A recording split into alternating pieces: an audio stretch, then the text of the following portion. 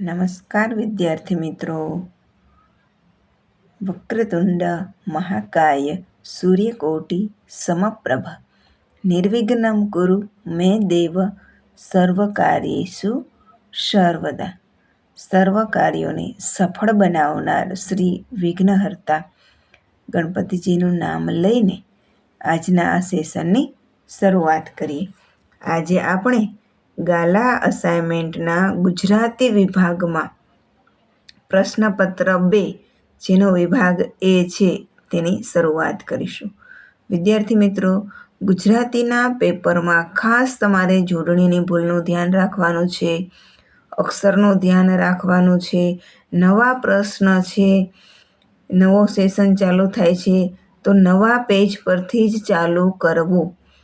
જેટલી ચોકસાઈથી ભાષાના વિષયો છે, ગુજરાતી છે, હિન્દી છે, સંસ્કૃત છે, એ ભાષાના વિષયમાં જેટલી ચોકસાઈથી તમે લખશો એટલા જ તમે માર્ક છે એ વધારે કવર કરી શકશો. કારણ કે રસવાઈ દીર્ઘાઈની અને જ્યાં જોડણી ભૂલ આપણે કહીએ છીએ એ જોડણી ભૂલ તમારે અત્યારથી જ જ્યારે તમે તૈયારી કરતા હોય અને લખતા હોય ત્યારે પણ ધ્યાન રાખવું, જેનાથી પેપરમાં પણ એવી ભૂલ ન થાય. આજે આપણે વિભાગ એની શરૂઆત કરીશું, જેમાં સૌથી પહેલાં છે નીચેના જોડકા યોગ્ય રીતે જોડીને ફરીથી લખો.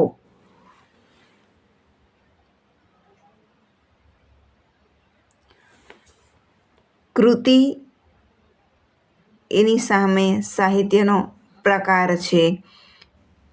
સાહિત્ય પ્રકાર ન હોય તો કર્તા પણ પૂછી શકે. તો ધ્યાન રાખી વિચારી અને લખવાનું છે. જો કર્તા અને કૃતિ છે, ગદ્ય અને પદ્ય બંનેથી 8 માર્કના તમારે આવે તે તમારા માટે ખાસ મહત્ત્વનું થાય, તો તમારે એ ખાસ પાકા કરી લેવા. ભૂખથિય ભૂંડી ભીખ તો ક નવલકથા ખંડ. ગતિભંગ તો ઈ લઘુકથા. જન્મોત્સવ તો અ નવલિકા. વાયરલ ઇન્સ્પેક્શન તો બ નિબંધ. ત્યાર પછી કૌંસમાં આપેલા વિકલ્પોમાંથી યોગ્ય વિકલ્પ પસંદ કરી ખાલી જગ્યા પૂરો. કુલ 4 ગુણ છે. મનીષા દેસાઈએ સુરતી કુટુંબને રીંછના હુમલાથી બચાવ્યું હતું. ડુંગર અને તેની વહુ રાજપુર સ્ટેશને ગાડી પકડવા માંગતા હતા. 7. અંકલેશ્વરને લેખકના મિત્રો મજાકમાં ગંદકેશ્વર કહેતા હતા. 8. શ્રીમદ રાજચંદ્રે લખેલો તત્વજ્ઞાનથી ભરપૂર ચિંતન ગ્રંથ મોક્ષમાળા છે.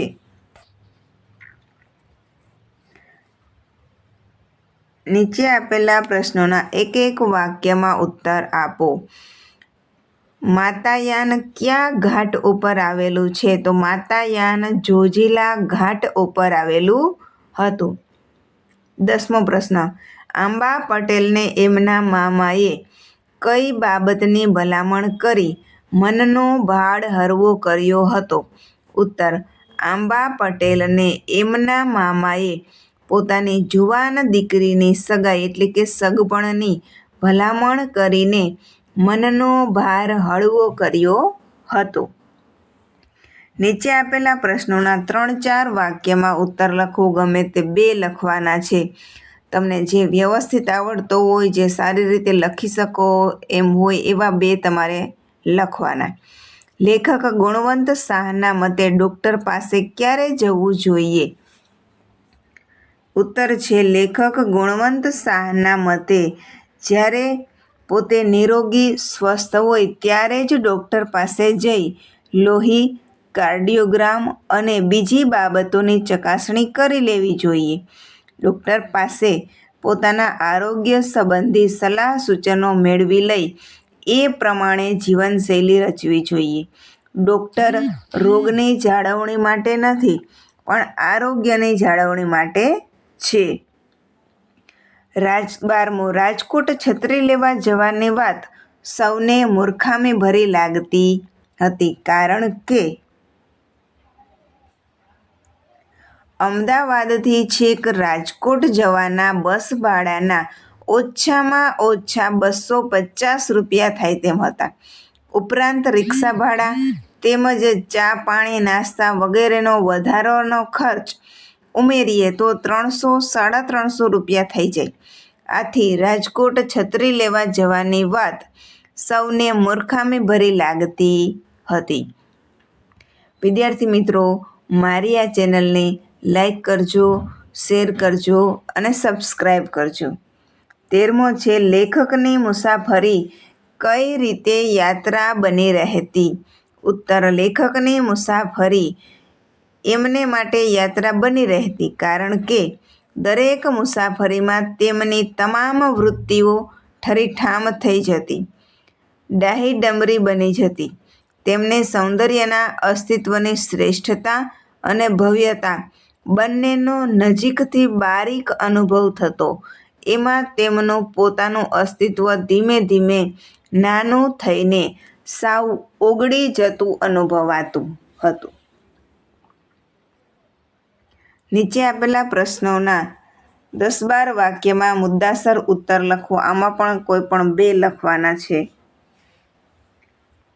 રેસનો ઘોડો વાર્તાના આધારે બાળકના ઘડતરમાં અડચણરૂપ બનતા પરિબળોની ચર્ચા કરો. ઉત્તર છે રેસનો ઘોડો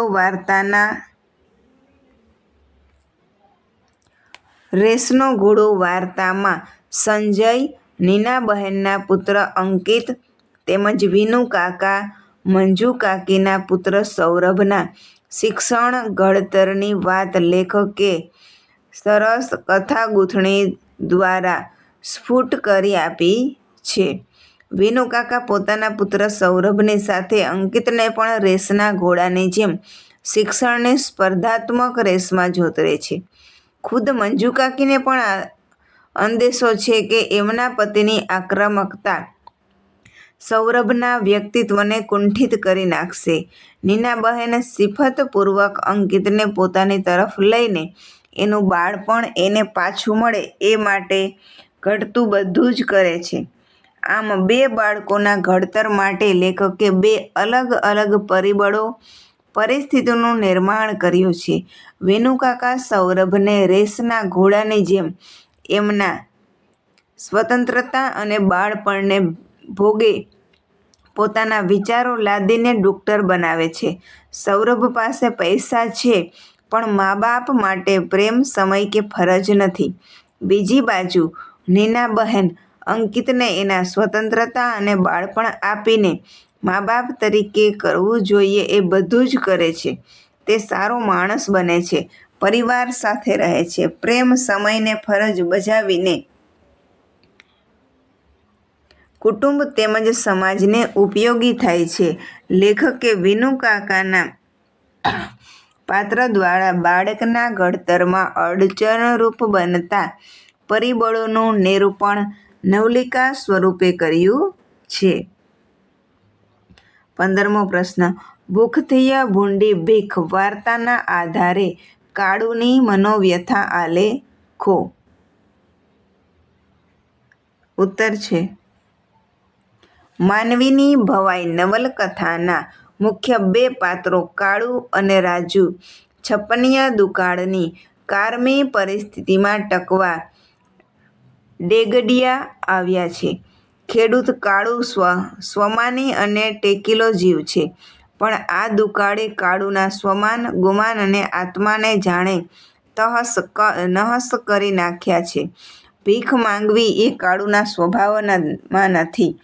આ પરિસ્થિતિમાં ડેગડિયાના મહાજને પોતાના કોઠારમાંથી ગામના સૌને ધાન આપવાનું શરૂ કર્યું, પણ કાળુને એ ધાન લેવું પસંદ નથી.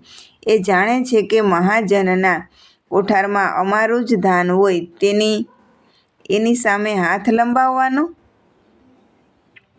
ભીખ માંગવાની.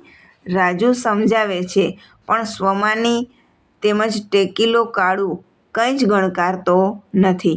ભીખ માટે કતારમાં ઊભેલા લોકોને જોઈને એનું હૃદય કાંપી ઉઠે છે. દોઢ પાસેર ખીચડી માથે હાથ લંબાવવાનો? ધિક્કાર છે આ અવતારને, ધિક્કાર છે આ જીવવુંય.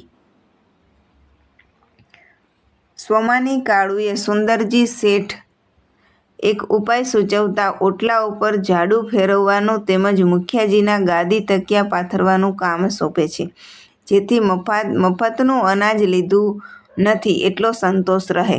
શેઠના માન ખાતર એણે દોઢ પાસેર ખીચડી પોતાના ધોતિયાના છેડે લીધી તો ખરી, પણ ફરી એનું સ્વમાન જાગી ઉઠ્યું.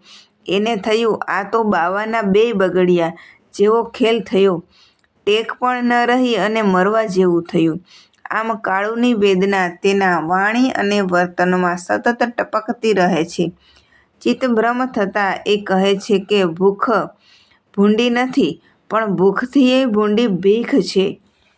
લેખકે અંતમાં કાળુની મનઃસ્થિતિ વ્યક્ત કરતાં સાચું જ કહ્યું છે. નથી વેઠતા રામ ભૂખોય, નથી વેઠાતી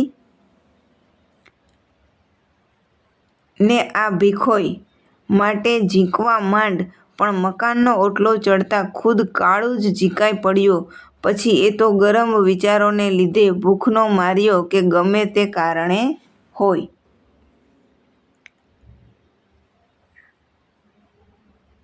ઢેલ ઘોડીની વફાદારી અને ખાનદાની વિગતે વર્ણવો. આંબા પટેલ ઢેલ ઘોડી પર સવાર થઈને મામાને ત્યાંથી ઘેર જવા ઉપડ્યા. ચોમાસાના દિવસો હતા. વરસાદને કારણે શેત્રુંજી નદીમાં ઘોડાપૂર આવ્યું હતું. આંબા પટેલ શેત્રુંજી નદી ઓળંગીને સામે પાર કેમ જવું એની વિમાસણમાં હતા. મામાને ત્યાં પાછા જવાય તેમ નહોતું અને ઘેર પહોંચ્યા વિના છૂટકારો નહોતો. એમ વિચારીને આંબા પટેલે કેડિય બાંધીને ઘોડીને એડી મારી અને ઘોડી છલાંગ મારી શેત્રુંજી નદીમાં ખાબકી. પરંતુ નદીમાં પાણીનું વહેણ પુષ્કળ હતું. ઢેલ ઘોડી તો જેમ તેમ કરીને કાંઠા સુધી પહોંચી ગઈ, પણ ઘોડીને જાણ થઈ કે તેનો માલિક પાણીમાં રહી ગયો છે, એટલે નસકોરાં ફૂલાવતી સહેજ પણ રોકાયા વિના પાણીમાં ખાબકીને ધણીને શોધવા નીકળી. તે વખતે આંબા પટેલ પાણીમાં તણાતા હતા. તરવામાં તેમની એક પણ કારી ફાવતી નહોતી. તેનામાં હિંમત રહી નહોતી. ત્યાં તો સડસડાટ કરતી ઘોડી આંબા પટેલની નજીક પહોંચી.